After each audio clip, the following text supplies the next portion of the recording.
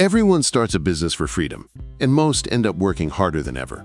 You dreamed of being your own boss, but now you're the boss, the employee, the accountant, the cleaner, and you're more exhausted than when you had a job. You didn't build a company, you built a cage and then stepped inside. Michael E. Gerber calls this the entrepreneurial myth, the lie that being good at something means you can build a business around it. You were a great baker, designer, photographer, or coder, but suddenly you're drowning in emails, invoices, and late-night panic. You stopped creating and started surviving. The truth, most small businesses don't fail because of bad products. They fail because the founder never learned how to stop working in the business and start working on it. And if that hits a little too close to home, stay with me. Because in the next few minutes, you'll see why your business is secretly running you and how to flip the script before it's too late. Finally. And if you're new here, hit subscribe. Because every week we break down the hidden psychology behind success, freedom, and the systems that build both. The entrepreneurial myth. Every business begins the same way. Someone gets tired of working for someone else. They think, if I'm the one doing all the work anyway, why not do it for myself? And for a moment, it feels like freedom. No boss, no rules, a possibility. You wake up motivated, finally in charge of your own destiny. And for a few weeks, maybe even months, it works. Until the work begins to multiply. Emails, deadlines, clients, problems. And then, one day, you realize something horrifying. You didn't leave your job. You just built yourself a new one with longer hours and lower pay. This is what Michael E. Gerber calls the entrepreneurial myth.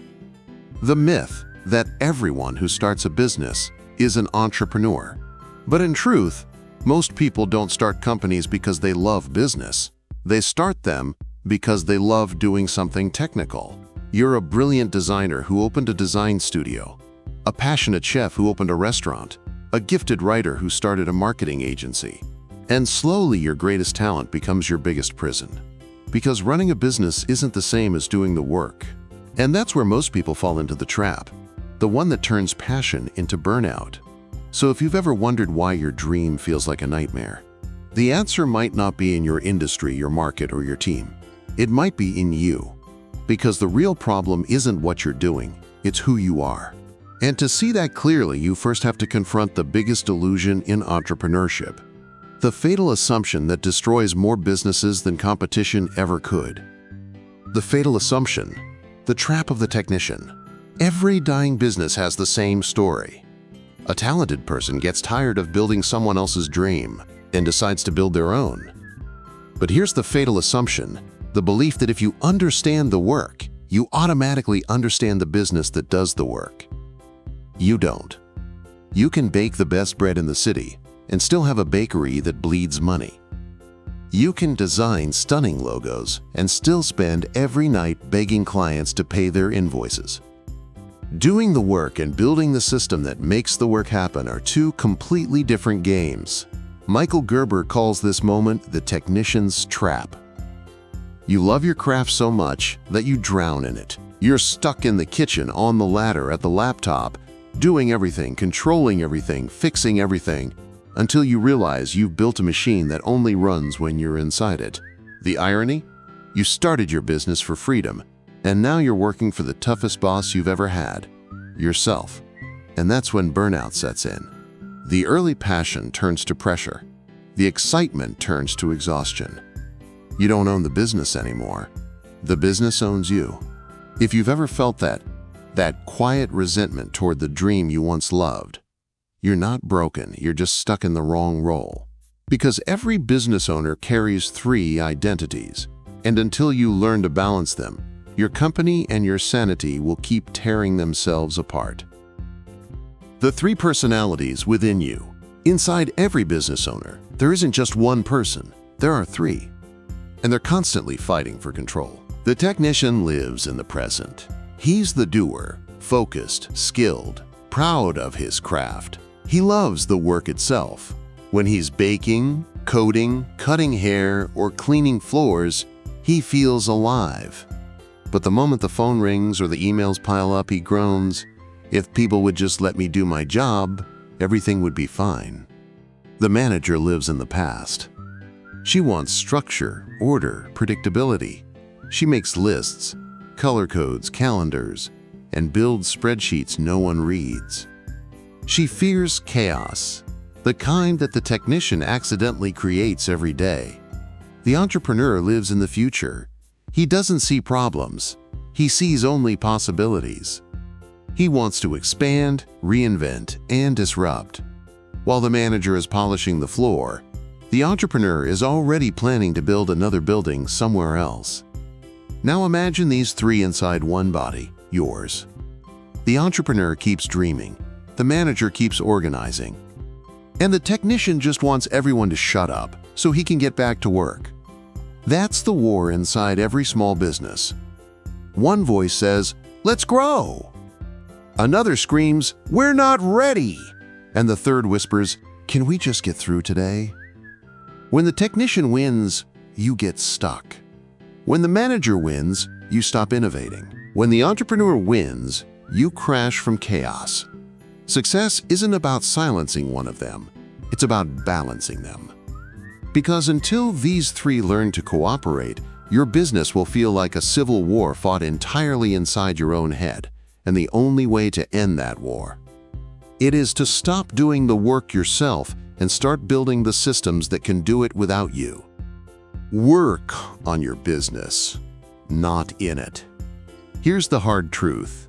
Most small business owners are trapped in the exact job they were trying to escape. They work longer hours, carry more stress, and pay themselves less than they did as employees. The reason? They're still working in their business, not on it. Michael Gerber says there's a moment every entrepreneur must face the breaking point. It's when you realize that passion and hard work are not enough.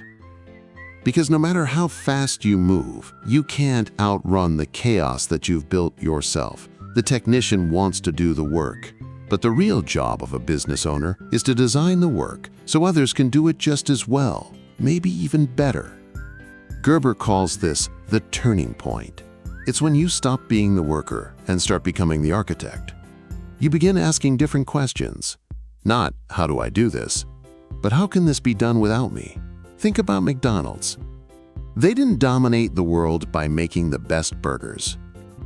They built a system that could make a consistent burger anywhere on Earth, whether in New York or New Delhi. The magic isn't in the meat, it's in the method. Systems are what transform a job into a business. They are the invisible machines that make your company run even when you're not there. Without them, you'll forever be the engine, and the moment you stop, everything stops with you. So ask yourself, if you walked away from your business for a month, would it survive or collapse by lunchtime? Freedom doesn't come from doing everything yourself. It comes from building something that doesn't need you to survive. And that's the paradox of entrepreneurship. You have to work less on it so that you can work more on it. Because a real business isn't built by hustle, it's built by design. But once you start building that design, there's another step, a mindset borrowed from billion-dollar companies that can turn your small business into a scalable machine. The Turnkey Revolution. McDonald's changed the world not because of hamburgers, but because of a system. In 1952, Ray Kroc walked into a small California restaurant and saw something extraordinary. A kitchen so efficient it ran like a symphony. Every movement, every gesture, every second is optimized and repeatable. It wasn't chaos, it was choreography. Kroc didn't buy a burger shop, he bought a blueprint. A machine that could be duplicated thousands of times with predictable results. It didn't matter who ran it, the outcome was the same.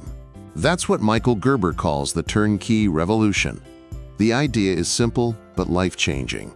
Build your business as if you were going to franchise it, even if you never will. That means creating systems so clear that anyone could walk in tomorrow, follow the process, and deliver the same result. It means documenting how things are done, not just doing them. It means designing roles, not filling gaps. Your business should be a machine that produces consistent results, not a circus that collapses when you're not in the tent. Think about it this way. McDonald's doesn't hire extraordinary people. They hire ordinary people and put them into an extraordinary system. That's the secret.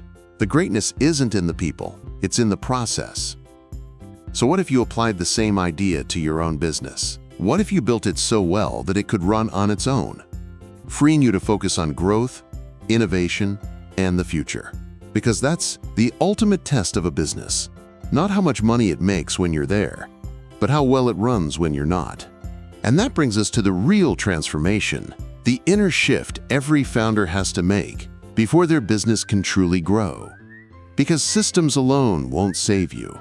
If you don't evolve as a person, you'll rebuild the same cage all over again, just with better walls. The inner shift, from employee to architect. Most people start a business to change their lives, but they forget that to change their life, they first have to change themselves. Because every business is a reflection of its owner. If the owner is chaotic, the business will be chaotic as well. If the owner is reactive, the business will always be in crisis. Your company doesn't grow past your mind. It grows to match it. Michael Gerber says the real journey of entrepreneurship isn't about products, marketing, or even systems. It's about identity. It's about evolving from being an employee in your own company to becoming its architect. The employee thinks in tasks. The architect thinks in structures. The employee asks, what needs to be done today? The architect asks, how can this run without me tomorrow? That shift changes everything. You stop chasing problems and start designing solutions. You stop reacting and start leading. You stop being trapped inside the business and finally rise above it. When you operate as an architect, you don't just build systems, you build a vision. You design a company that serves a purpose greater than you. And that's when freedom stops being a fantasy. It becomes a byproduct of structure, clarity, and leadership. Because the truth is, a business isn't something you own. It's something you build to serve. And the stronger you become as a builder, the freer you become as a person. But there's one more step, the realization that ties it all together. It's the idea that most entrepreneurs miss, the one that separates those who burn out from those who finally build something that lasts. So here's the truth most entrepreneurs never hear. You don't build a business by working harder. You build a business by thinking differently. It's not about doing more. It's about designing better. Every chaotic day, every missed weekend, every late-night email isn't a sign that you're failing. It's a sign that your business has outgrown your mindset. And that's good news because it means you can change it. Start small. Document one process. Delegate one task. Ask yourself every morning, what can I remove from me and move into a system? Because the real goal of entrepreneurship isn't freedom tomorrow. It's freedom by design, built one system, one mindset, one step at a time. And here's the paradox Michael Gerber leaves us with. Your business is not your life. It's the training ground for who you're becoming. So if you've ever felt trapped by the company you created, remember, you also built the key. Now it's time to use it. If you found this video valuable, take a second to subscribe. Here, every week, we decode the hidden psychology of success so you can build systems that give you time, money, and freedom. And if you want to go deeper, watch my next summary, The 4-Hour Workweek by Tim Ferriss. It's the perfect continuation of this journey from building systems that work without you to design a lifestyle where work becomes optional. See you there.